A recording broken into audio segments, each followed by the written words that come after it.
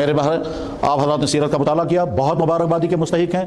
اس سیرت کے مطالعے کی روشنی میں بس اپنے لیے آئیڈیل بنائیں محمد الرسول اللہ کی ذات کو۔ اگر اس لیے آپ نے سیرت پڑھی تو بہت مبارک ہے۔ اور آئیڈیل بنانے کے معنی کیا ہے؟ جیسی ان کی مقدس جوانی ہم بھی ویسی جوانی اپنی بنائیں گے۔ نبی کا مقابلہ نہیں کر سکتے لیکن نبی کو فالو تو کر سکتے ہیں۔ جیسے انہوں نے جس وقت ان کا نکاح ہوا ہے فاطمہ حضرت خدیجہ الکبریٰ رضی اللہ عنہ کے ساتھ، اس وقت انہوں نے فخر کے ساتھ کہا ہوگا میرا یہ جسم کسی کے ساتھ ٹچ نہیں کیا، میرے ذہن میں اور کسی کا نہیں ہے۔ ان کی حفاظت کرنے والا کوئی نہیں تھا، وہ اکیلے تھے، نہ والد ہیں نہ والدہ ہیں نہ ان کے بھائی بہن ہیں، کوئی بھی نہیں ہے۔ اور اس صورتحال کے اندر انہوں نے اپنی جوانی کو مقدس سے مقدس رکھا۔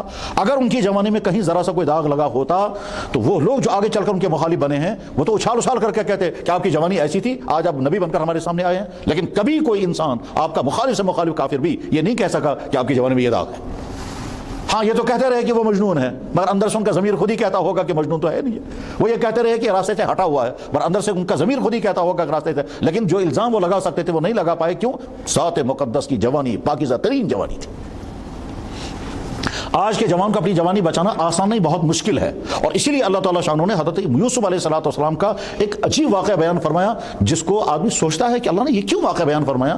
جواب آتا ہے کہ آج کے جوانوں انسانوں کو سمجھانے کے لیے کہ جس وقت آپ کا وہیں سے آفر آ رہا ہو گناہ کے لیے، وہیں سے آفر آ رہا ہو گناہ کے لیے، گناہ کا پیچھا چل رہا ہو آپ کا، اس وقت آپ اپنے آپ کو بچا کے دکھائیں۔ یوسف علیہ السلام میں یہی ہوا تھا کہ یوسف علیہ السلام کو آفر آ رہا ہے اس ملک کی فرسٹ لیڈی، بادشاہ کی بیوی یعنی کوئین کی طرف سے، اور خطرہ کوئی نہیں۔ اور اس کے بعد پھر معاملہ وہی نہیں رکا، بلکہ وہاں مصر سوسائٹی کی جو ہائی کا عورتیں تھیں وہ ساری حضرت یوسف علیہ السلام کو پیچھا کر رہی ہیں۔ اس وقت یوسف علیہ السلام نے اپنے کردار کو بچانے کے لیے کہا یا اللہ میں جیل جانا پسند کرتا ہوں مگر اس دلدل میں پھنسنا پسند نہیں کرتا، اور رب السجن احب الی، یا اللہ مجھے جیل جانا پسند ہے مگر اس گندے کام میں نہیں جاؤں گا۔ یہ واقعہ بیان کر کے اللہ تعالیٰ شاہ نے دراصل تمام مردوں کو، خصوصاً جوانی میں زندگی گزارنے والے مرد یا وہ لوگ جو ابھی جنسی حالت میں ہیں، ان کے لیے نمونہ رکھا ہے کہ جب تمہارا پیچھا چل رہا ہوگا اس وقت تم اپنے آپ کو بچا کر دکھاؤ۔ کردار یہ ہے۔ محمد رسول کی زبانی بھی ایسی تھی۔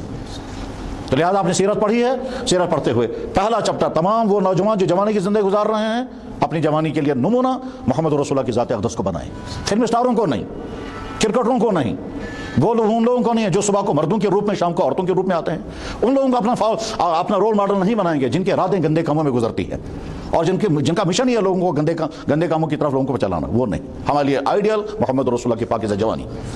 پھر جب اگلی زندگی سٹارٹ کریں گے آپ، یعنی فیملی لائف، میاں بیوی کی زندگی، اس میں محمد رسول اللہ اپنی ازواج مطہرات کے ساتھ کیا رویہ برتا ہے، کیا سلوک کیا، وہ ہمارے لیے نمونہ ہے۔ اگلی زندگی میں مشکلات کا وقت آئے گا تو اس وقت نمونہ ہمارے لیے محمد رسول اللہ ہے کہ ان کی زندگی میں مشکلات کب آئیں اور آپ نے کیا کیا۔ اگلی زندگی میں کبھی خوشیاں بھی آئیں گی تو آپ اسے دیکھیں گے ہمارے نبی کو جب خوشیاں آئی ہیں اس وقت ان کا رویہ اور ان کا کیا رہا ہے۔ بس ہر مرحلے پر محمد صلی اللہ علیہ وسلم کو نمونہ۔ اگر یہ مزاج ہم کو نصیب ہو گیا اور آج کا یہ سیرت کا مطالعہ آپ کو اس کا سنگ میل بن گیا، یاد رکھیں پہلی اینٹ نظر نہیں آتی ہے لیکن آگے سارا مکان جو اسی اینٹ پر کھڑا ہوتا ہے۔ بس ٹھیک اسی طرح سے آپ نے سیرت پڑھی، اس سے پہلے بھی آپ کے ذہنوں میں سیرت رہی ہوگی، اور بہت سارے جوان ایسے ہوں گے جن کو سیرت کے بارے میں کچھ بھی معلوم نہیں ہوگا۔ دونوں طرح کے کردار ہیں۔ مجھے یاد ہے اسی شہر میں ہمارے چند دوست اسی طرح کے وہ کوئز کر رہے تھے، اس کوئز میں انہوں نے کچھ سوالات لکھے تھے، ان میں ایک سوال یہ تھا مسلمانوں کے نبی کا کیا نام ہے، نیچے لکھے تھے 3 محمد، احمد، محمود، اور چوتھا کالم تھا مجھے یاد نہیں۔ مسلمانوں کے نبی کا کیا نام ہے، نیچے 4 کالم لکھے ہیں محمد، احمد، محمود، اور چوتھا کالم خالی مجھے یاد نہیں۔ ٹھیک، سید زادے نے اس کا جواب لکھا، چوتھے کو ٹک کیا کہ مجھے یاد نہیں۔ اور سکھ کمیونٹی کے لڑکے نے لکھا مسلمانوں کے نبی کا نام محمد ہے، مجھے ان سے پیار ہے، یہ ساتھ جملے یہ بھی لکھا تھا۔ پڑھنے والا پڑھتا ہے تو کہاں پہنچتا ہے۔ آپ حضرات نے سیرت پڑھی، پہلے بھی یاد ہوگی، اب بھی پڑھی ہے، اس کو آپ سنگی بنیاد بنائیں آگے مسلسل سیرت پڑھنے کا۔ اور اب محمد رسول اللہ بحیثیت جوان، محمد رسول اللہ بحیثیت شوہر، محمد رسول اللہ بحیثیت بزنس مین، محمد رسول اللہ بحیثیت حکمران، محمد رسول اللہ بحیثیت مظلوم، محمد رسول اللہ غیر قوم کے مقابلے میں، محمد رسول اللہ کی شخصیت کا ایک پہلو نہیں ہزاروں پہلو ہیں، ان ہزاروں پہلو میں سے اپنے آپ کو دیکھیں ہم کون۔ محمد رسول اللہ بحیثیت بیمار، آپ کو بیماری آئی، آپ نے کیا کیا اس وقت، اللہ کا شکوہ کیا یا نہیں۔ ایک دفعہ یہاں ایک صاحب کے یہاں ہم عیادت کرنے کے لیے کہ وہ بیمار تھے، تو اسے جب کہا گیا ہے کہ اللہ پر بھروسہ کرو، اللہ تعالیٰ رحم کرے گا، وہ ناراض تھا اتنا، اللہ سے کہتا ہے مشن رحم ضرورت۔ پھر اس سے ہمارے دوستوں نے کہا چلو اللہ تعالیٰ تمہیں شفا عطا کرے، کہا مجھے شفا بھی نہیں چاہیے۔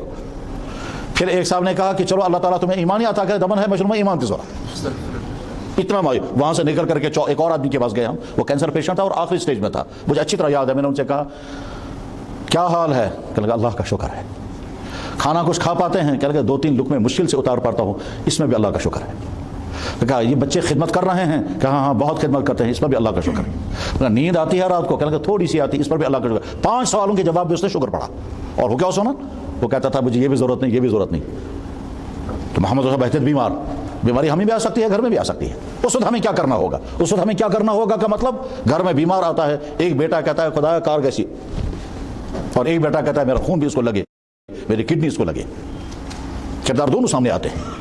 تو محمد صلی اللہ علیہ وسلم کی شخصیت کے مختلف پہلوؤں کو پڑھیں اور اس کو اپنے لیے، ان کی ذات کا اپنے لیے نمونہ بنائیں۔ اس کائنات میں دنیا کے انسانوں کے لیے کامیاب ترین نمونہ اگر ہے تو وہ ایک ہے، وہ ہے محمد رسول اللہ۔ لقد کان لکم فی رسول اللہ اسوۃ حسنہ۔